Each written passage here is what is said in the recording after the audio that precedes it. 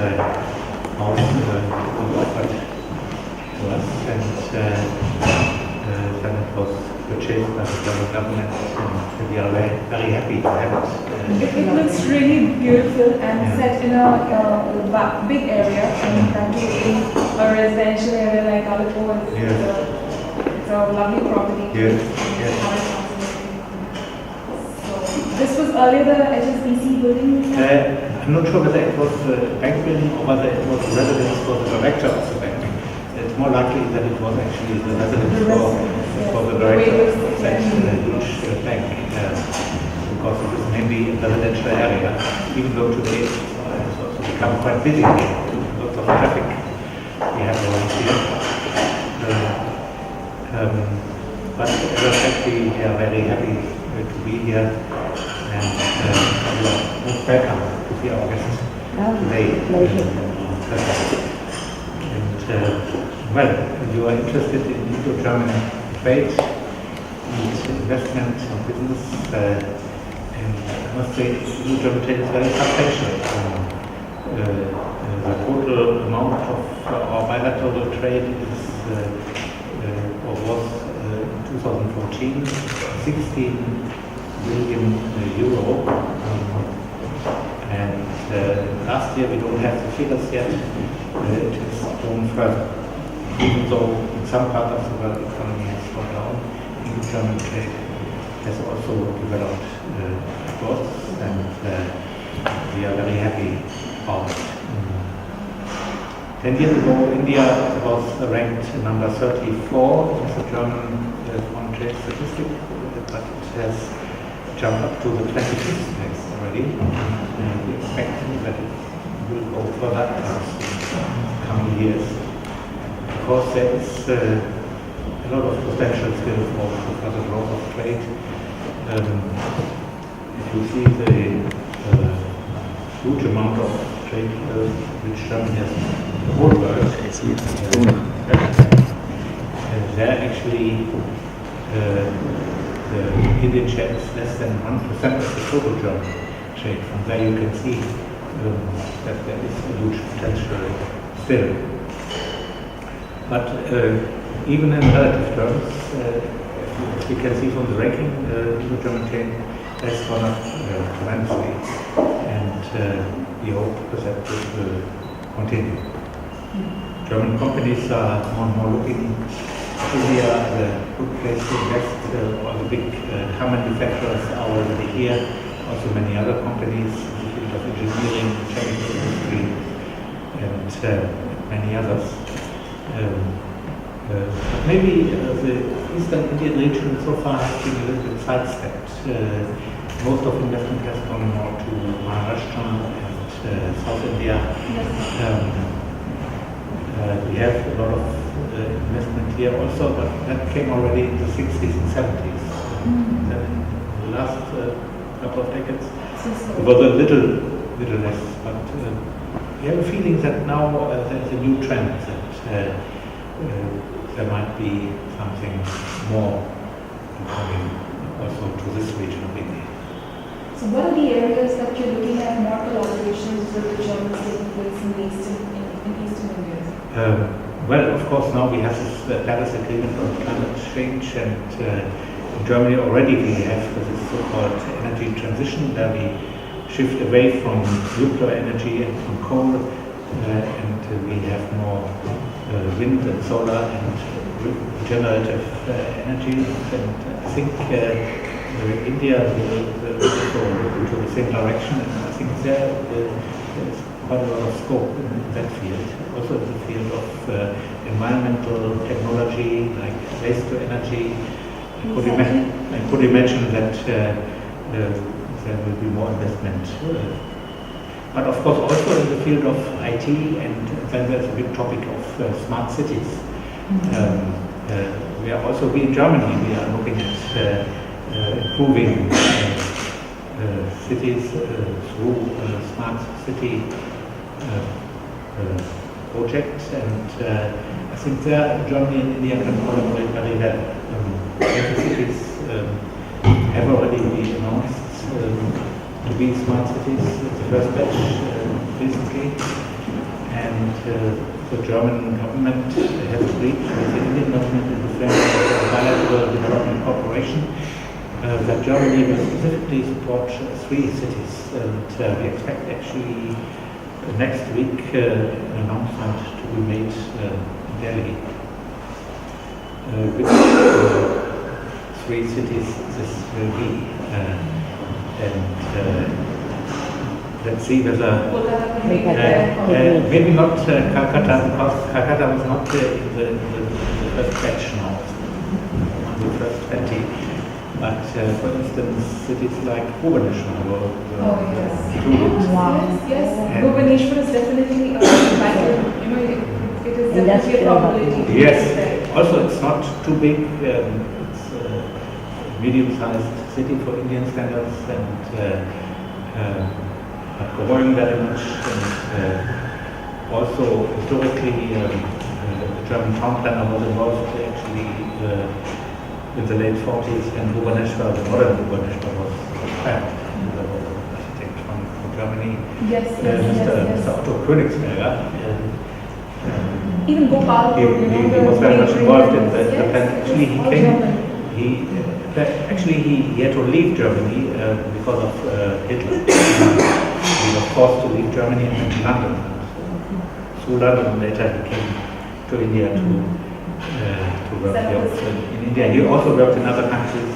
He worked in Egypt and in countries.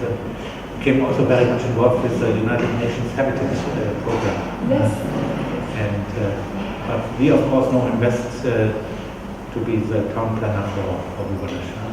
So of course maybe this tradition can continue. Absolutely. And Germany we have to wait until next week. But I'm sure it will be in the news if it works out. It surely will. So there is a lot of collaboration taking place in these sectors. But how about heavy industries? Maybe machinery related industries or iron and steel. Do you think do you see any collaboration happening in the future? Oh yes, especially in the eastern region of India, that is the core of the steel industry and mining industry, and quite a few German companies are already here for quite some time to deliver to these sectors. How about the automotive, sir? Like we all drive the German cars, we love the German cars. Yes. All the German car manufacturers, they are in India, in Pune, they are in Chennai, also in Bangalore, but not in this region. Not exactly, yes. That's maybe because seen from you, this is maybe further away. Pune maybe just a little bit closer. A little bit. It's just a mindset which I'm sure you can change, if you want to. And also maybe this part of India is maybe seen also because of Ganga Basin seen as an agricultural state, where of course there's a lot of agriculture in West Bengal, and on the other hand, sometimes it's difficult to get land to build up such a big industrial site. I think the Tatars also made this experience once. But still, it is not impossible that also one day the German car manufacturers come here. You'll be interested in the automotive collaborations here. So there's a lot of scope. As a matter of fact, engineering products are the main part of German exports to India, also chemicals, while from India we import a lot of leather goods, we import a lot of carpets, of course, but also pharmaceuticals and things like that. Yes, pharmaceuticals, a lot of. But the German pharmaceutical industry is incomparable, I think. Yes, that is true, but of course then after some time normally the patents for pharmaceuticals come to an end, and then they can freely be produced anywhere, and I think India is so they're outsourcing it from India. What else do you think outsourced from India and cheaper? compared to Germany, and what is the scope of export development from India to Germany? Well, I think it is already there, and not only to Germany, also to other European countries.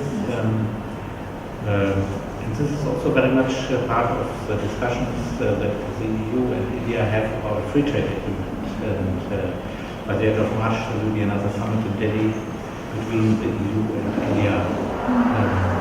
Talks are already going on for quite some time, and we hope that maybe this year it will go on a little further, and one day such an agreement would be there. That would, of course, boost trade to Europe, but in particular also to Germany, because the barriers would then become much less barriers to trade, just in the distance. Yes, sir. So any particular industry that you're thinking that the export market or that is from Eastern India is huge, especially to Germany? Well, I mentioned already the leather goods. Yes, the leather goods. There are quite a few leather goods manufacturers here. Actually, the president of the regional branch here of the German Chamber of Commerce, Mr. Caliani, he's also a manufacturer of leather goods. But then, of course, there are also other very traditional goods like tea. German importers, they very much like, of course, the Belgian tea, but also other varieties of tea. We import a lot of tea naturally also from this region. And then also many more. I think we have the new German Chamber of Commerce here, which the German Chamber of Commerce in India is actually the biggest of all bilateral chambers of commerce that we have, because it has a tremendous high amount of members, more than 7,000. And also here in the eastern region, we have somewhere between 500 and 1,000 member companies already in this region of India, the German Chamber of Commerce, which has offices in the head office in Mumbai, and then regional offices in Delhi, of course, Kolkata, Chennai, Bangalore, and of the German side also in Düsseldorf. Yes. So it's a real bilateral chamber which works in both directions. Can help German companies to do business here, and the other way around as well. They are also independent from the government, even though they get a little bit support from the German government, but basically it's a membership organization. You need to become a member. Yes, I would recommend, if you are seriously looking at the German market, it can be very useful because they can provide a lot of services, advice about how to do business in Germany, how to set up maybe a business in Germany, or they also represent the different German trade fairs. Because there are a lot of industry fairs that take place in Germany, and we all attend them. We participate in the industry fairs, and we benefit a lot from it because we create clients for life, and we with customer bases. Yes. Actually, as we speak, there is one in Offenbach, the famous leather goods fair, which is every year, and it's very much visited from participants here from India. We also welcome very much that the CII has again opened an office in Frankfurt just recently. Yes, sir. They had it before, then of course now it is again there. That will also be very helpful for the German trade. Right. So to take this forward, I think what is the right way to get this information about the trade fairs which are going to take place? Which is the go-to person or go-to place to get the right information with regards to the upcoming fairs and how to participate? Well, there is one organization in Germany, it's called the AUMA, which represents all the different trade fair cities in Germany, and they actually on their website they have a full calendar of all trade bills, big and small. But apart from that, the German Chamber of Commerce, they have full information, for instance, about April, again, the famous Hanover Fair, the biggest trade fair in the world. Last year, actually, Prime Minister Modi went there. India was a special partner country. This year it will be the US, actually, the partner country. So to visit there can be useful not only for contacts with German business, but also with American business people from all over the world actually come there. That's what makes these trade fairs very special. You not only meet people, companies from Germany, but from many other places. From many other places. So world exposure to your product, and if you have a world-class product, you can definitely participate and make it big there. Yes, and we would actually, I know one German company who's always trying to find a partner in India to have a similar big trade fair ground somewhere in India. Absolutely, we were talking about it the other day. Yes. But so far, I think he has not yet found. We'll find it. We together find it. For sure. So, what do you think about having these events here in Kolkata? What are your views about it? Would you like to have such events, maybe Indo-German trade fairs or something on a maybe? Well, last week I visited the International Money Exhibition, which is very useful, and also quite a few German companies were there with the stand. But compared to trade fairs which we are used to in Germany, they are relatively small. They are more regional fairs, but still they are very important, and I think lots of good contacts were made during that fair. I recently attended the Make in India week. Yes, that was. Were you there too, sir? I wasn't, but I know many others who were actually the Deputy Minister of Economic Affairs from Berlin was there, Mr. Beckmeyer. Exactly, I was just going to say that. Yes. So and he even met with high government officials from India. I think he even met Prime Minister Modi also. And then, of course, quite a few leading businessmen from Germany went there. And we had the visit of Chancellor Merkel in October, where quite a lot of agreements and memoranda of understanding were signed with the Indian government. Among them also about a fast track when it comes to investment. Yes, to make things a little bit easier maybe for investors, and that of course would be very good.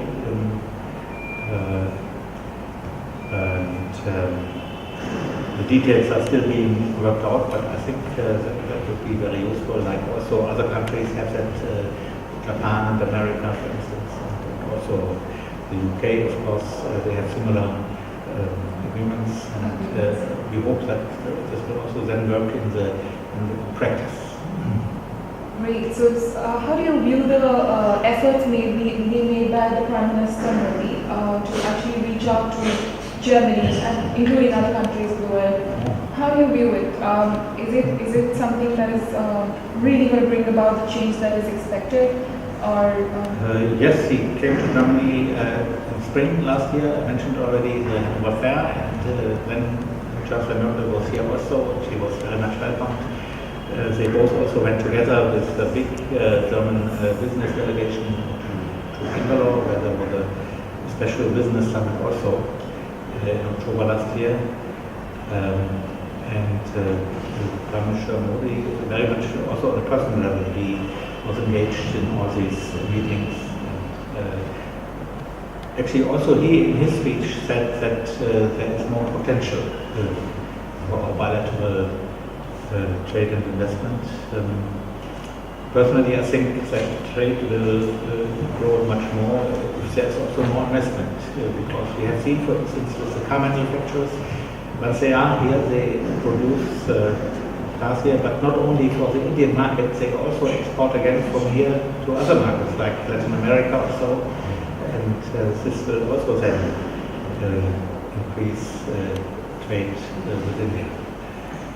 That's wonderful. Now let's look at the cultural point of view now between Germany and EU. What do you think?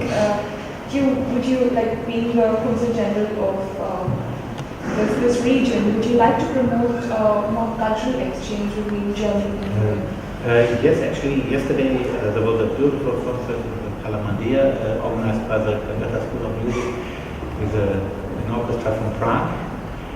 And of course, we would love to see a similar orchestra coming from Germany. I know that the German ambassador in Delhi, who is a musician himself, that he is working on that, and maybe next year or after next year, maybe we would love that, of course.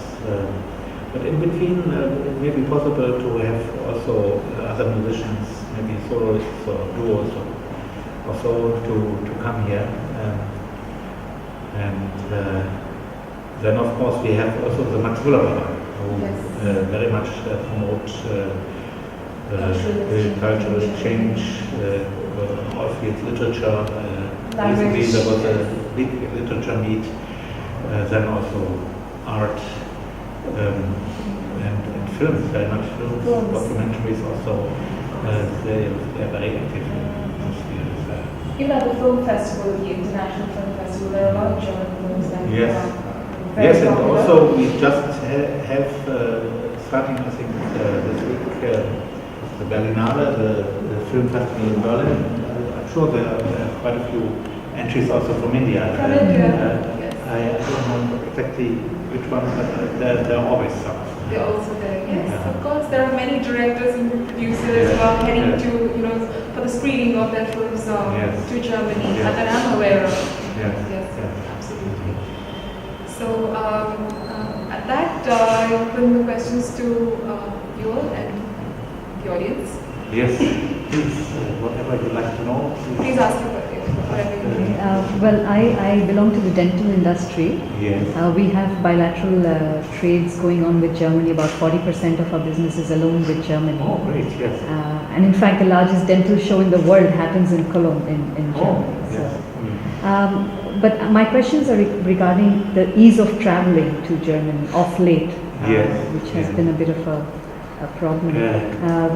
We are engaged with German business since 1975, and of late we've been facing problems where a lot of documents which are maybe not possible to get are requested by the VFS office, which in turn is interacting on behalf of the German consulate.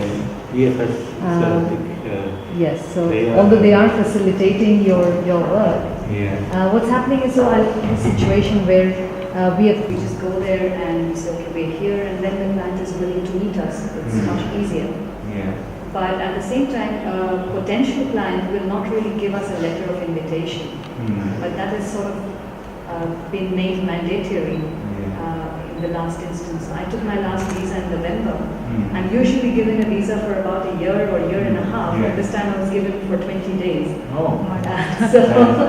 But I think you should already have applied, ask for a longer term visa, and because particularly for business travel, we are authorized also to issue visa for multiple entries. And actually, I always tell my colleagues in the visa system to make use of it. Yes.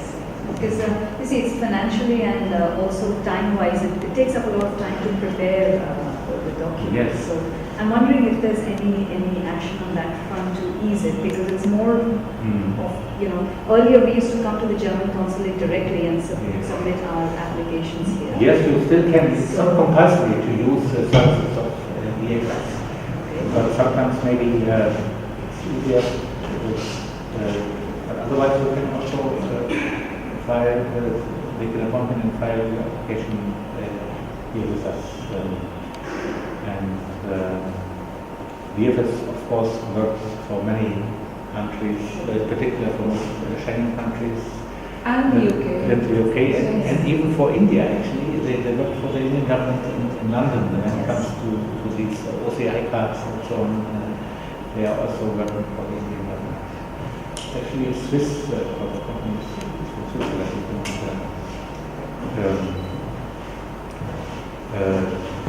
Well, so the nurse is very accurate, but I think we try to do a good job. And I think a tourist visa will definitely get that short span of an entry, but yeah, I think business visas, you can, like Sir said, that you can definitely apply for longer. Yeah. Well, that's... There is one thing We did- which has changed from 1st of November is that now applicants have to come in person to provide a fingerprint, which was not required before, but that will be installed for 5 years. So once it's installed, within these 5 years we will have to come again. So my case was unique in the sense that the German consulate specifically called me and asked me for the extra documents, and I did give a list of potential clients that I'm going to meet. There were about 20 customers in that. And I said, when I call them from India, they feel obligated when they're meeting me to place an order. But when I land up in Germany and meet them, there's no obligation involved. But they sort of insisted that you have to give a letter of invitation. Yes, that is I think the That's- protocol, right? Yes. That is that. And whereas I have some 15 German Schengen visas on my passport from previous years, so they should have seen that. I'm wondering if something I can be can done talk to address again that to for our visa business section to visitors. make them aware that we should have a look also. Wow, that's lovely. Yeah, I know some person already working with travel frequently to Germany because we supply their goods there. Yeah. So every time I apply for visa, it's a very shorter duration. Even though I have a letter from our clients, from whom we are supplying companies, even though after submission we get a very shorter duration. And we have traveled to Germany so many times, still every time I apply I get a very shorter duration. That's With really Indians have maybe the you can tendency to consult settle someone who's getting the visas and you can consult that person, I'm sure. Sometimes the change colleagues. Sure. It's a bit of better, we get better actually than our guy. Yes, So we know the has the problem. perception changed about ways of doing business in India? Post Modi, lot of steps have been taken by this present government. Yeah. So has the perception, what is the perception about doing business in India at the moment in Germany? Well, I cannot speak for the whole of Germany in this respect, but I think generally that's what also the German Commerce also advocates is that India is a big country and a very big market, and that actually German companies, they should not hesitate to come here and look out for new business. In particular now with business slowing down in other countries, the slowdown in Eastern Europe, the slowdown in China also, and even within Europe, Situation in China even too is within also- Europe, while the Indian economy is doing well and it's growing, and also the future prospects are very good in this respect. Many sectors in infrastructure, for instance, there will be a lot of infrastructure investment in rail and roads, and even new cities are being planned. But then all kinds of, there's a huge demand for all kinds of things. I think if you want to be successful in here, you also have to really come here and be present. You cannot just do it from Germany to send your things here and so on. It's very important to know the right people, who Yeah. to make a call to.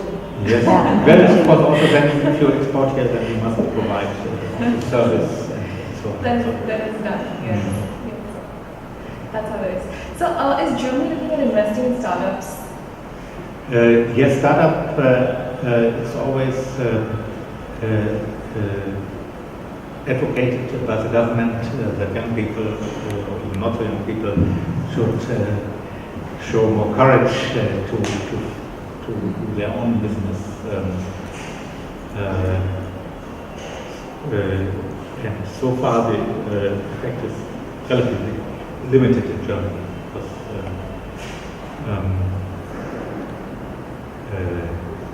people normally they are more looking to have a secure job, and but now with the IT, there are now many more possibilities to have your own business and try your luck. And some have been very successful, of course not all, but and that is, I think, very similar here. I know I was reading that there's even a reality TV show here in order to show people how to do it. Yes. NDTV, Profit Prime, and runs a lot of shows to kind of. Yeah. So far we do not have that in Germany. Maybe we should have something like that also on the German television. Just to train people how to Yes. go forward. But generally, the government in Germany has tried to make it easier for people to found a company, to reduce the red tape involved, and so on and so on, and make it generally easier to start. Great, thank you so much for this lovely interaction, sir. Yeah. And I think we've all gained a lot from though this is a very niche group that we had in mind, a very close group, and not keeping the numbers really large. And, but it's fun. It's fun. Yes, because more this way you personalized. can interact better, because that's the whole idea. That's why we had so many consulate interactions lately that most of us can benefit from interacting with the various This is the more generals. personalized. This is a lovely opportunity, I think, and we've made the most of it. Yes. If you have more questions, Yes, if you have a few more questions, otherwise we can have more tea and and maybe you can write something for us. yes.